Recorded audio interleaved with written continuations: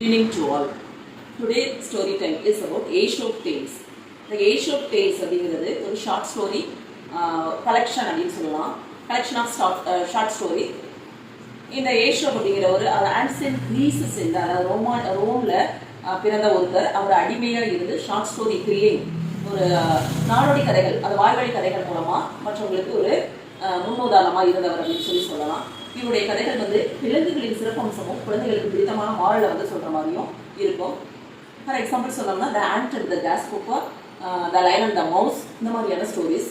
நம்ம இப்போ பார்க்க போகிறது த ஆண்ட்ரகிளிஸ் அண்ட் லயன் அப்படிங்கிற ஸ்டோரி. ஆண்ட்ரகிளிஸ் அப்படின்னு சொல்லக்கூடிய இந்த அடிமை ரோமானிய மன்னன் கிட்ட அடிமையா இருந்து காட்டுக்கு ஓடி வரான்.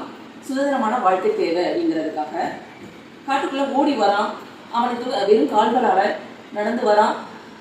ஒரு சின்ன ஷார்ட்டான ஒரு ட்ரெஸ் மட்டும்தான் இருக்கு, அணிஞ்சிருக்கான். தனக்குள்ள பாதுகாப்பு எதுவும் தெரியல. ஓடி காட்டுக்குள்ள ஓடி வந்து பார்க்கும்போது அவனுக்கு ஒரு சின்ன குகை மட்டும்தான் தென்பட்டது.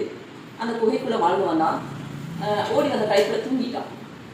அப்போ திடீர்னு ஒரு பெரிய விலங்குடைய கர்ஜனை சத்தத்தை கேட்டு திடீர்னு கண்விழிச்சான். எழுந்து பார்க்கும்போது அது பெரிய சிங்கம், பசியோட சிங்கம் தன்னை சாப்பிட்டுருமோ அப்படிங்கிற ஒரு பயத்துல ரொம்ப பயந்து உயிரை கையில பிடிச்சிட்டு இருந்தான்.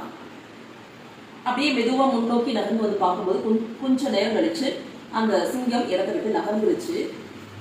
அப்பதான் கூர்ந்து கவனிக்கிற ஆண்ட்ரகிளிஸ் அந்த சிங்கம் இவனை இரையா பிடிக்க வரல. அது தன்னுடைய கால் பகுதியில காலுடைய முன்னக்கால்களுடைய நகத்தின் பக்கத்துல இருக்கக்கூடிய அந்த சதைப்பகுதியில முள்ளு குத்தி அதனால வழியினால அது கர்ஜிச்சுட்டு இருக்கு அப்படிங்கிறது. உடனே ஆண்ட்ரகிளிஸ் கொஞ்சமா தவழ்ந்து மென்மையா முன்னோக்கி நகர்ந்து வரான். அந்த சிங்கத்துடைய காலில் இருக்கக்கூடிய முள்ளை மெதுவா பிடுங்கி விட்டு அதனுடைய வலியை குறைச்சான். கடைசியில இந்த சிங்கம் அதனுடைய பெரிய நாக்கால ரஃபா இருக்கக்கூடிய ஒரு பெரிய நாக்குனால ஆண்ட்ரகிளிஸோடைய முகத்தை வருடி விட்டுச்சான். So gratitude is the sign of great soul அப்படின்னு சொல்லுவாங்க. ஸோ நன்றி உணர்வு அப்படிங்கிறது வாயிலாத ஒரு ஜீவன் கிட்ட கூட இருந்திருக்கு. ஏன்? பாசத்துடைய வெளிப்பாடு. நம்ம எந்த அளவுக்கு ஒரு உயிர் மேல அன்பையும் இரக்கத்தையும் காட்டுறோமோ அது பல மடங்கு நமக்கு திரும்பி வரும். ஸோ டியர் சில்ட்ரன், என்ன பண்ணணும்? நாமளும் மற்றவங்க மேல இரக்கத்தோடு நடந்துக்கணும். தேங்க்யூ.